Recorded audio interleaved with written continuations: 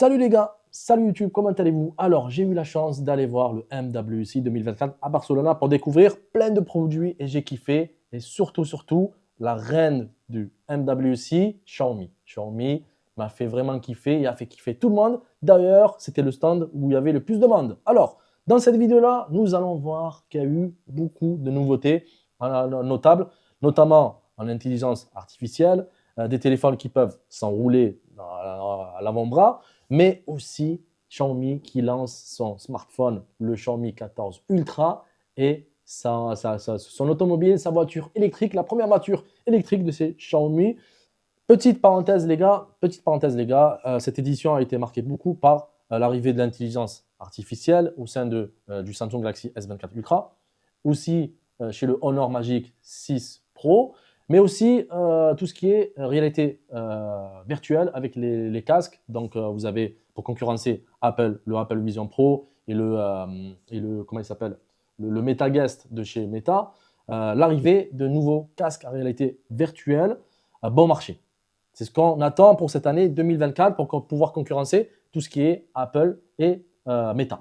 Nous avons aussi pu découvrir le nouveau concept de chez Motorola, un téléphone qui peut s'enrouler à l'avant-bras avec des fonctionnalités bien à lui. Mais dans cette vidéo, nous allons nous concentrer sur Xiaomi. Xiaomi qui a tout gagné, tout raflé pour cette édition-là 2024. Tout d'abord, la première voiture électrique, bleu électrique. Waouh, un design magnifique, attirant. Vous avez des disques jaunes. J'avais l'impression d'avoir une Porsche devant moi. Or, j'ai vu le logo Xiaomi, j'ai dit waouh. C'est bien la première voiture de chez Xiaomi. Ils ont pris leur temps, les gars. D'accord, ok, pour pouvoir proposer un très bon produit. Au niveau de la disponibilité et des prix, la disponibilité, on va attendre ici en France et en Europe parce que là, la voiture, le problème, c'est que c'est la fabrication. Pour pouvoir la fabriquer en nombre, en très grand nombre, c'est ça le problème de chez Xiaomi.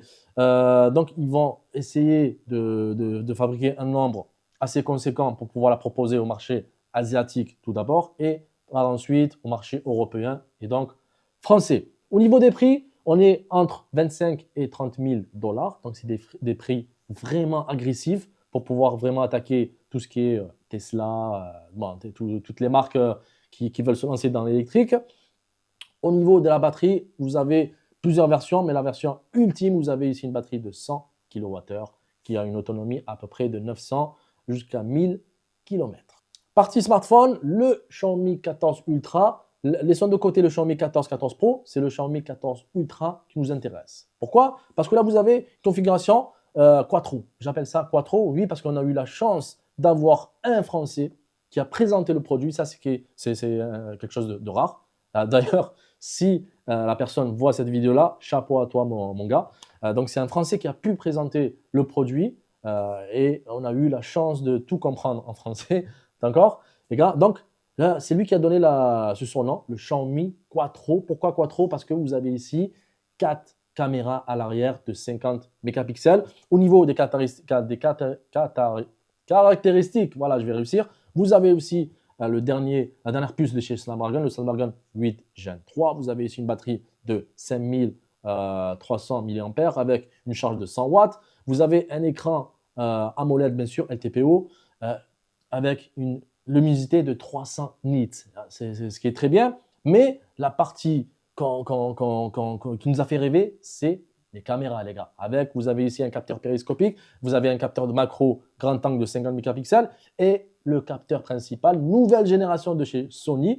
On a laissé l'IMX de côté. Ici, on a le nouveau capteur LYT900 qui fait office de capteur principal, qui est capable d'absorber plus de lumière. Okay, vous avez aussi sa focale qui peut changer, qui peut varier de 1,6 à jusqu'à 4. Là, très clairement, je vais avoir un grand angle, un ultra grand angle. J'ai un principal, j'ai un x3,2 et j'ai un x5. Ouais, j'ai un x5, un téléobjectif, un x3,2 et un x5 qui peut monter jusqu'à 10. Pas mal, ouais. D'accord. Donc en gros, pour s'en prendre une photo qui est plutôt pas mal, là déjà de base, je vais t'en prendre une tout de suite. On regarde, elle est bonne. J'ai même pas besoin d'être un superbe caméraman. Je peux être très très bon. Donc là, on est entre 23 mm, c'est du principal. Ce que j'ai fait, c'est du portrait. En portrait, ici, tu vas retrouver des filtres qui eux vont te permettre de choisir ce que tu as envie de mettre en place en fonction de 35, 50, 75 jusqu'à 90 mm. D'accord? Jusqu'à 90 mm, même si tu peux avec le x10 aller jusqu'à 240 mm. C'est énorme. C'est énorme, oui. C'est extraordinaire même. Donc pour le coup, tout à l'heure j'ai pris le Squarely Bokeh qui va me permettre d'avoir un flou de l'arrière-plan que je trouve plutôt sympathique. Une fois que j'ai fait ça, cliqué sur le côté, je suis allé dans les filtres. Et j'ai été lui donner un filtre noir et blanc, naturel, mais côté Leica. Ce qui fait que maintenant que je suis ici, on va mettre le téléphone dans ce sens-là, histoire de voir ce que ça peut donner. Tu vois, on a du flou. C'est pas mal déjà. Et ce flou, maintenant, moi, je vais aller le chercher. Je veux peut-être avoir ce monsieur. Je veux qu'on fasse le focus sur ce monsieur. Et là, tout d'un coup, le monsieur, il devient clair. Ceux qui sont derrière, eux, deviennent flous.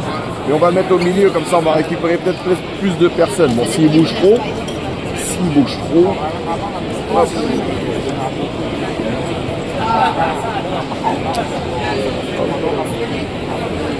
Hop. On va récupérer Laura qui est derrière. Là maintenant on a Laura.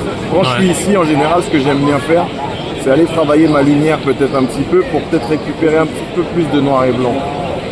Une fois que j'ai fait ça, tu vois, potentiellement je peux rester appuyé et verrouiller. Et là maintenant je sais que quand je vais prendre ma photo ou si je bouge, ça ne bougera pas. Ça restera toujours sur cette... Là maintenant que j'ai pris mes photos, regarde-moi ça. Ah mais c'est pas mal hein. C'est extraordinaire. C'est pas mal, ouais. D'accord.